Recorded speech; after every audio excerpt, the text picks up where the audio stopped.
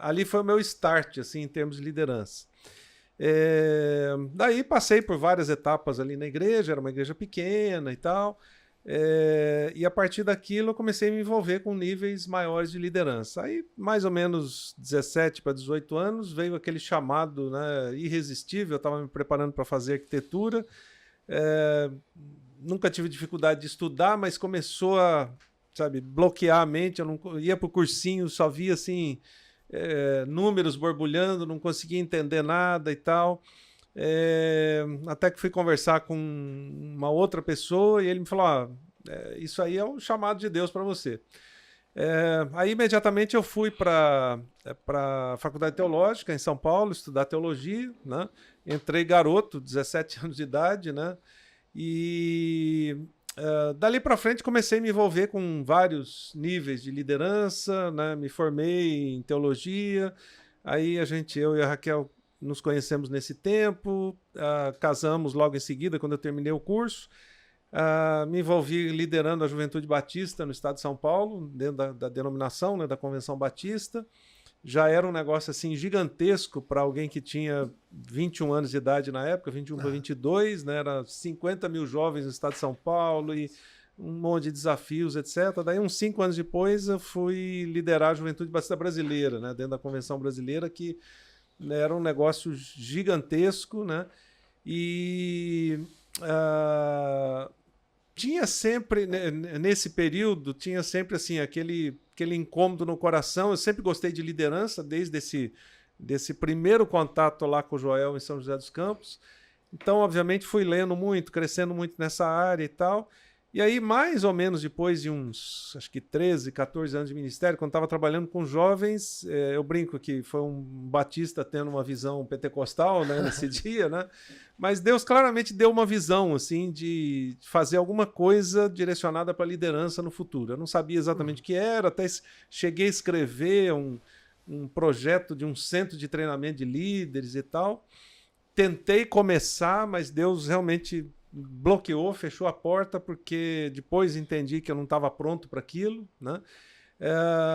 E aí, na nossa trajetória, as etapas seguintes foi: Deus tirou a gente daquele lugar que a gente estava, levou a gente para Vitória, Espírito Santo, fui ser parte da equipe pastoral de uma igreja em Vitória, que era uma igreja bem grande.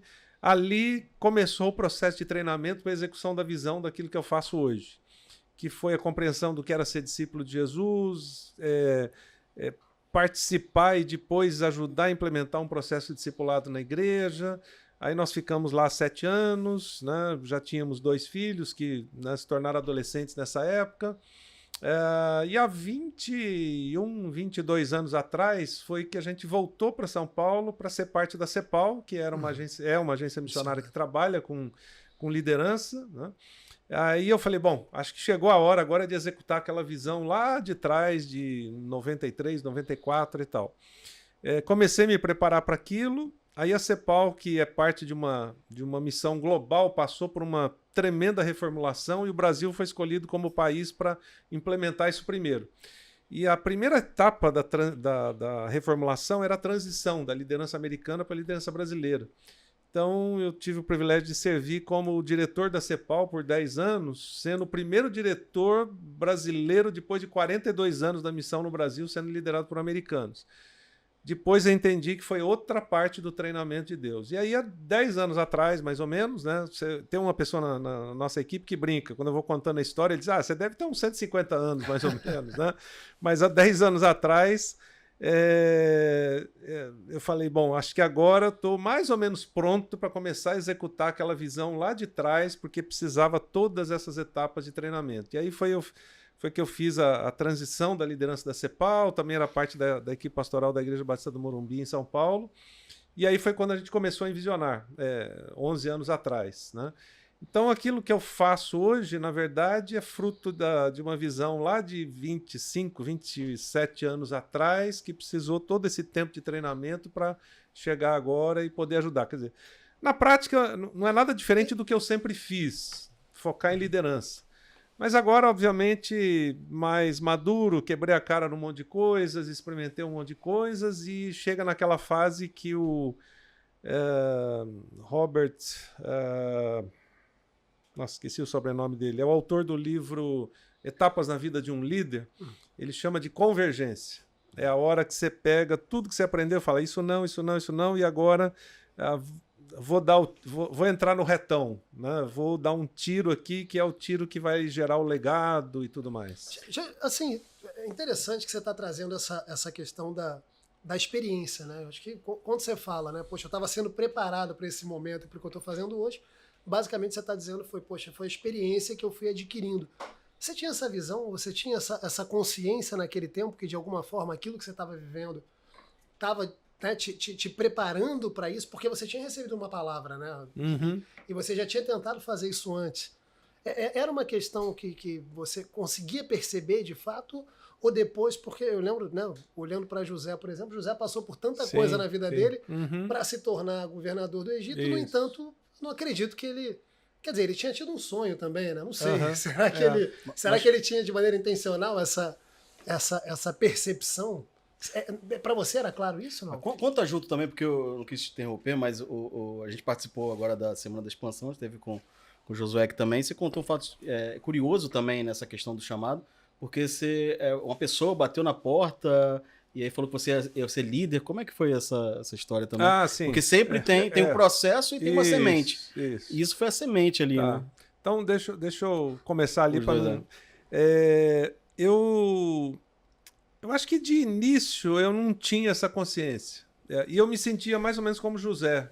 Deus trazia sempre José na mente, né? Porque eu gosto da história de José, já escrevi livros sobre isso e tal. Então, acho que as primeiras ações de Deus, eu fiquei bravo mesmo, sabe?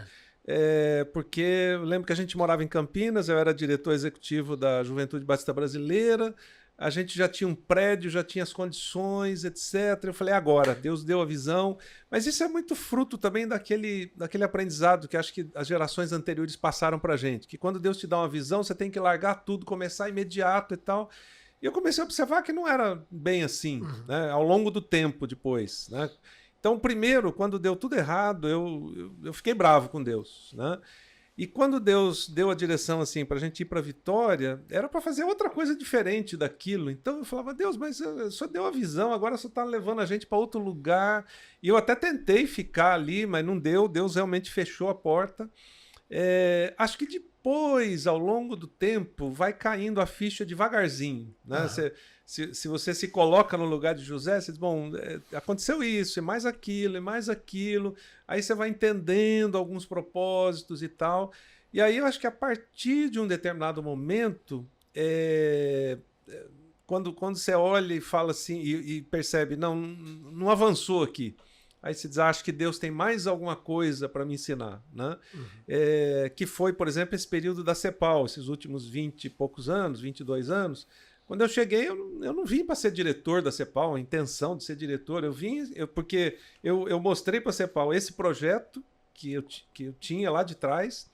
Eu lembro a Raquel e o Ricardo Duncan, que era o diretor, né? Quando eu mostrei, ele falou, nossa, ele chorou, né? É isso que a gente precisa. Não, agora chegou a hora de engatar a segunda e vamos embora, né?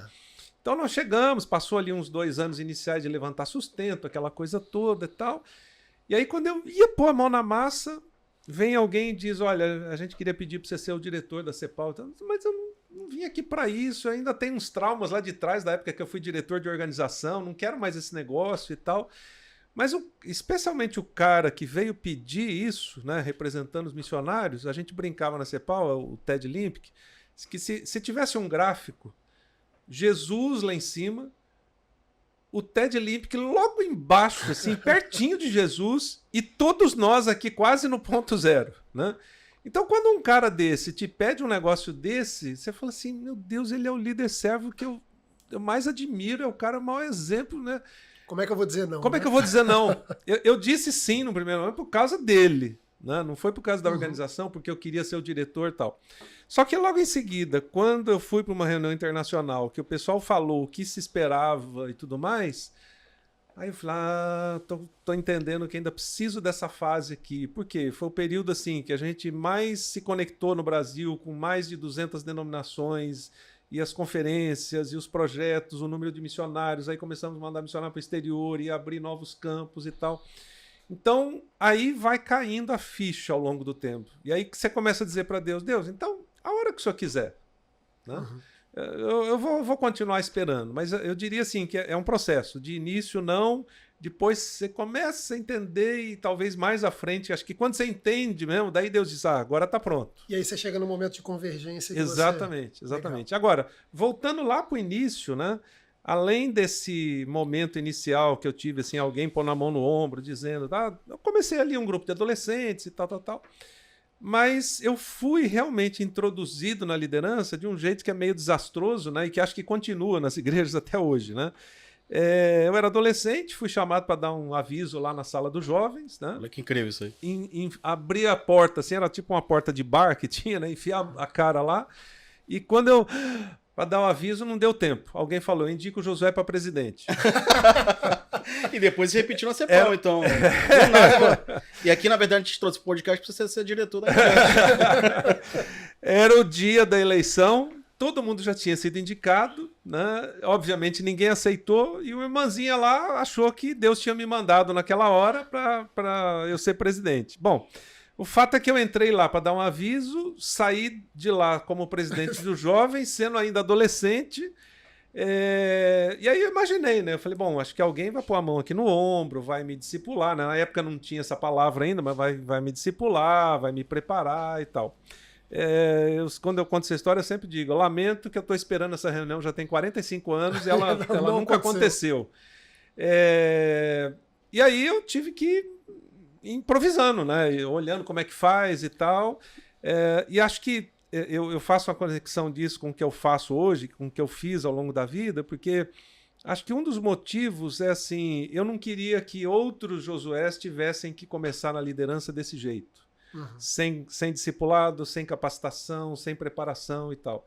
E a gente sabe que tem muita coisa que a gente faz na vida que é fruto disso, né? Alguém que viveu numa comunidade, numa favela ou coisa desse tipo, são as pessoas que normalmente vão criar os melhores projetos sociais, porque ele viveu aquilo, Exato. Ele sabe como é que é.